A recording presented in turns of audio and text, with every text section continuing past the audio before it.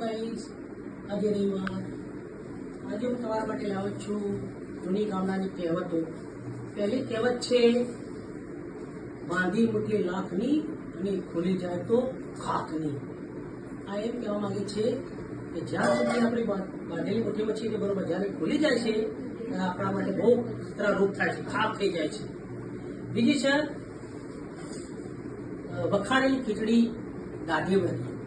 આપણે જેને બહુ વખાણ કરીએ છીએ ત્યારે ક્યારેક એવું થઈ જાય છે એ ખીચડી આપણી દાઢી વળગે છે, અને એ દાઢી વળગેલી ખીચડી આપણા માટે ખૂબ જ નુકસાનકારક છે.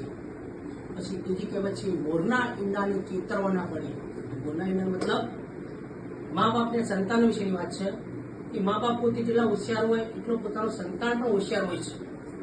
મા બાપ જેટલા પાવરફુલ હોય છે એટલો સંતાન મોરના ઈંડાને ક્યારેય ચિતરવો પડતો નથી. ત્યારબાદ ઉતાવળે આંબા ના પાકે. એનો મતલબ એમ કે ક્યારે પણ કોઈ વસ્તુનો ઉતાવળ નહીં કરવાની. જો ઉતાવળ કરીએ તો આપણે ખૂબ જ નુકસાન જાય છે. બિલકુલ ધીમે ધીમે હળવે હળવે કાર્ય કરવું જોઈએ. ત્યારબાદ હૈયે તેવું ઓઠે. એનો મતલબ એમ કે છે કે આપણા હૃદયની અંદર આપણા હૈયું મતલબ હૃદય, હાર્ટ, દિલ, એની અંદર જેવી સામેની વ્યક્તિ વાત કરતી હોય એવું એના હૈયે હોય એવું જ એના ઓઠે આવે. કોઈ પણ વાત હોય, ખરાબ યા સારી, જેવી કરતી હોય એટલે સામી વ્યક્તિ આપણે ઓળખવી જોઈએ. કુવામાં હોય તો હવાડામાં આવે. એનો મતલબ એમ કે આ આપણને કહેવત એમ શીખવે છે, મા બાપના સંસ્કારોની વાત છે. મા બાપ બહુ હોશિયાર હોય તો છોકરો હોશિયાર હોય, પણ મા બાપ જ પોતે એને હોય તો કુવામાં, મતલબ કુવામાં પોતાના પિતાની અંદર કંઈક હોય તો બાળકની અંદર આવે, કંઈક સંસ્કાર આવે. ખાલી ચલો વાગે ઘણો. એનો મતલબ એમ કે જેને કશું જ ના હોય એ બહુ જ કરતો હોય છે. એના વિશે ખાલી ચણો વાગે.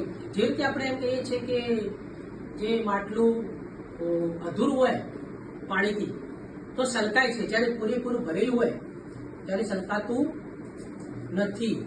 વાવ પછી એના પછી છે, વાવ તેવું લડો.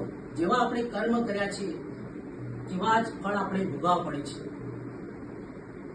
ત્યારબાદ છે, કૂતરાની પૂંછડી. કૂતરાની પૂંછડી તમે જોઈ છે. કૂતરા તો ઘણા હોય છે. કૂતરાની પૂંછડી તમે જવો છો ત્યારે કૂતરાની પૂંછડી વાંકી હોય છે, એટલે ગમે તેટલી જમીનમાં ગાલો તો ના સુધરે એટલે ના જ સુધરે. ત્યારબાદ નાચવું ના તો અવળું હતું.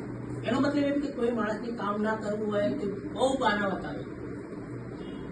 મારે આમ છે તેમ છે, બહુ બહાને કામ કરવું હોતું નથી. ખોદ્યો પહાડ ને નીકળે ઉંદર. એનો મતલબ એમ કે આપણે જેના વિશે વધુ વિચારતા હતા કે આ તો કંઈક હશે, પણ જયારે ખબર પડે કે આ તો કંઈ જ નથી એમ મતલબ. તો આ હતી અમારી અલગ અલગ જાતની કહેવતો. હવે પણ પછી થોડી ઘણી બાકી છે, પાછા આવતા રવિવારે લઈને આવીશ. Thank you. God bless you. જય હિન્દ, જય ભારત, જય ગુજરાત.